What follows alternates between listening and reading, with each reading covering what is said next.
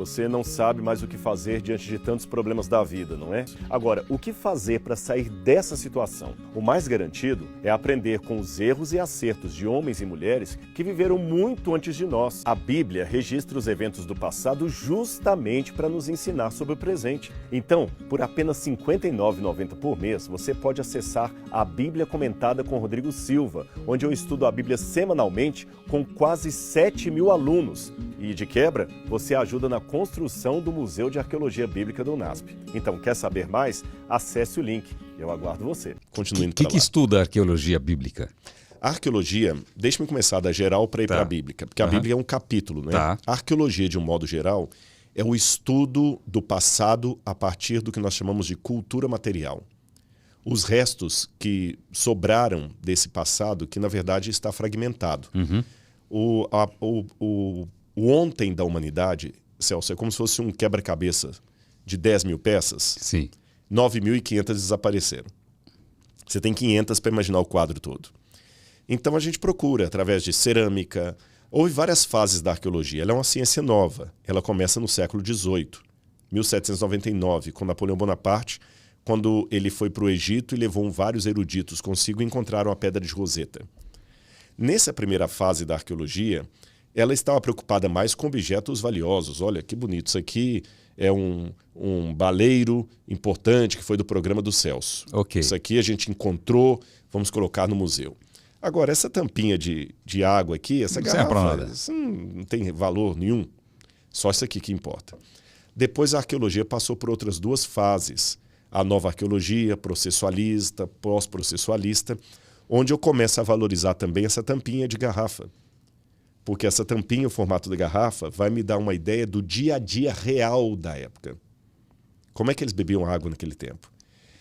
E a arqueologia começou a se interessar não apenas pelo objeto que está no museu, mas pelo lugar que usou aquele objeto. Vamos escavar agora a rua, a praça, a cerâmica, verificar até, vai ser engraçado isso aqui, até restos de coliformes fecais do passado interessam. Não.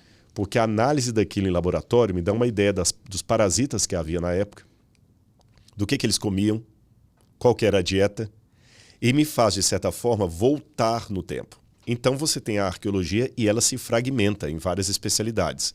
Você tem aqui no Brasil a arqueologia brasileira, você pode ter a arqueologia dos incas, a arqueologia incaica, a arqueologia dos maias, a arqueologia egípcia, egiptologia, a assiriologia, que é a arqueologia da Assíria.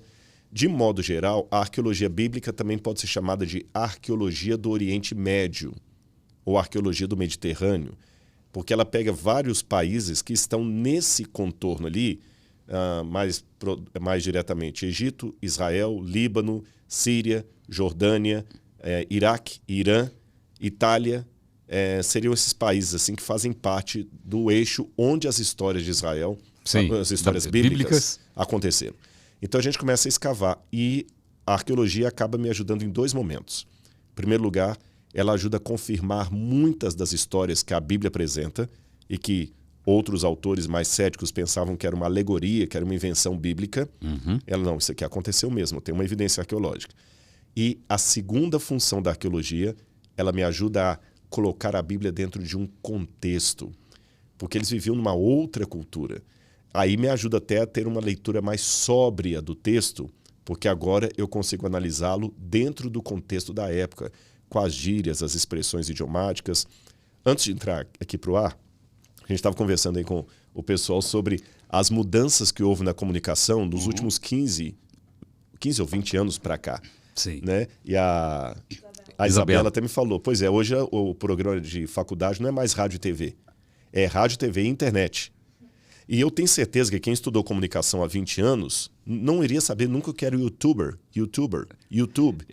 Eu não sabia até que eu levei uma paulada no Twitter que falava, leva YouTuber no seu programa. Eu falei, o que é YouTuber? Que é YouTuber? Levei muita paulada, aprendi na dor. Agora imagina alguém que só conhece a comunicação hoje tentando entender a comunicação dos anos 50. Sim. Você tem que voltar lá para compreender como é que era o estúdio, como é que funcionava. Por que certas coisas eram proibidas, hoje não são.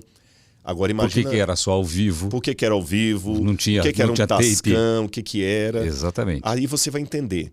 Com a Bíblia é a mesma coisa. Eu volto ao passado e pego as expressões idiomáticas da Bíblia, os usos e costumes, e aí eu vou construindo aquele quadro que coloca a Bíblia literalmente dentro de uma moldura. Agora, você falando em escavações, está fazendo onde? Israel, né? Israel. Israel, ali você tropeça, você acha alguma coisa. Eu fui lá para Cesareia agora, do dia que eu cheguei, estavam escavando lá. Eu falei, o que é aqui? Não, aqui pode ser o novo local, a nova prisão. Onde Paulo estaria. Onde Paulo estaria. E não deixaram filmar muito ali. Eu falei, bom, interessante. Quando eu fui na Cidade Velha, fui atravessar a rua para pegar a van que eu estava, o cara falou aqui estão fazendo uma escavação nova aqui no centro que acharam, foram fazer uma não sei se era um viaduto, e acharam aqui não sei o quê. Eu falei, pô, mas acha tudo? Inclusive, você falou que está escavando onde? Laquis. Não é o que tiraram do Eláxia lá, não, né? Não. É Eláxia que fala, não é isso? Como que fala? Do Eláxia eu já escavei lá também. Já escavou? Alaxa. Eu já escavei nesse também. Quer dizer, deixa eu corrigir, escavei não, peneirei. Vou explicar o porquê. Acho que é uma história legal de contar. Se o pessoal der uma gulgada, olha como é que a linguagem vai mudando, hein? Gulgada. O que seria isso... 30 anos há atrás. 30 anos atrás. E vamos para frente. Se daqui a 2.000 anos os arqueólogos também ficarem olhando, o que é gulgada? Eles têm que entender a expressão. Se o pessoal der uma gulgada e colocar assim, Jerusalém, vista panorâmica, a primeira coisa que vai aparecer são os muros da Cidade Velha e aquela cúpula dourada. Sim. Aquela cúpula dourada é justamente o Domo da Rocha. E do lado do Domo da Rocha tem uma outra cúpula, cor mais escura, como se fosse um cinza escuro. Sim. Ali é a mesquita de Al-Aqsa. Al-Aqsa em árabe significa ao longe, à esquina, o que está na esquina. Ok. Porque tem uma tradição muçulmana que ali Maomé amarrou a mula dele, a jumenta, o burak, antes de poder subir ao céu. Tem toda uma história muçulmana nisso aí. Por isso chama Al-Aqsa. E aquele lugar era, na época bíblica, o lugar do primeiro e segundo templo. Ou seja, do templo construído por Salomão, no século X a.C., que foi destruído em 587 a.C., e o segundo templo, que foi construído na época de Zorobabel e continuado na época de Herodes e destruído no ano 70 depois de Cristo. Então, ali que dá uma vontade de escavar também. Mas não pode, né? Não pode. Você vai proclamar a Terceira Guerra Mundial se fizer isso. Porque ali, quando Israel criou-se o Estado de Israel, Jerusalém, foi em 48 que o Estado foi criado. Jerusalém só foi tomada pelos israelenses da Jordânia na Guerra de 6 Dias, em 1967. E quando Moshe Dayan, que era o general de guerra, eles já tinham vencido os egípcios, já tinham vencido lá em cima os sírios, mas estavam enfraquecidos. E ali era um centro de peregrinação muçulmana. Os 3 lugares sagrados do islamismo são Meca, Medina e Jerusalém, o Domo da Rocha. Ele pensou, se eu tirar os muçulmanos disso aqui, todos os países árabes vão vir com força e não vai ter Israel.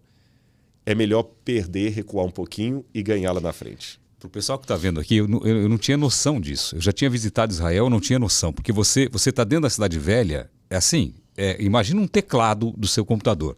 Você está andando ali nas vielas, ali é Israel, é Jerusalém. Ali no meio tem um quarteirão enorme que não é Jerusalém. Ali pertence aos muçulmanos, não é isso? Exatamente. Tanto o dia que eu estava lá, a polícia estava autorizando a entrada de judeus, que são os mais religiosos, né? E vão escoltando. E a polícia vai ao lado, para evitar um conflito, né? E as mulheres muçulmanas, muitas vezes, vão gritando ali do lado as frases que Deus é grande, junto com eles ali. Allahu Akbar, né? Que você escuta nos fones, lá nos megafones e tal. Enfim, eu não tinha essa noção que aquilo ali não pertencia a Israel. Na verdade, pertence. Pertence. O correto dizer pertence. Ele é Israel. Não é Palestina, não é Jordânia. Só que Israel deixou, justamente por causa dessa questão da guerra, Moshe Dayan fez o seguinte. Esse quarteirão são 144 mil metros quadrados, essa parte aí. Sim. Eu vou deixar que a Jordânia administre isso aqui e vamos respeitar como santuário muçulmano e lugar de peregrinação. Ok. Por isso ficou até hoje, mas é Israel. Seria mais ou menos, como é que eu posso dizer... É como se de repente você falasse assim, olha, esse prédio aqui, Rodrigo, é meu, mas eu vou ceder uma sala aqui para você ter o seu escritório. É mais ou menos o que aconteceu, então, com o Vaticano dentro da Itália? Menos, porque o Vaticano é um país. Mas não era antes, Não né? era antes. 1929 que Sim. Benito Mussolini decretou a Exarca de Ravenna, que foi devolvendo para a Igreja Católica o Vaticano como país. Mas também foi para se livrar de um monte de problema. Foi para se livrar de um monte de problema. Só que lá é menos, que o Vaticano é reconhecido um país. Ali não é um país. Ali é Israel. Apenas deixando a administração... Acho que eu dei esse exemplo do prédio comercial, funciona. O prédio tem um dono, mas uma sala é cedida para o Rodrigo para eu ter meu escritório. Então, já que eu estou ali, mesmo dono, para entrar ali ele pede licença, eu que tenho a chave daquela sala, eu guardo o que eu quiser lá dentro, mas eu não sou o dono.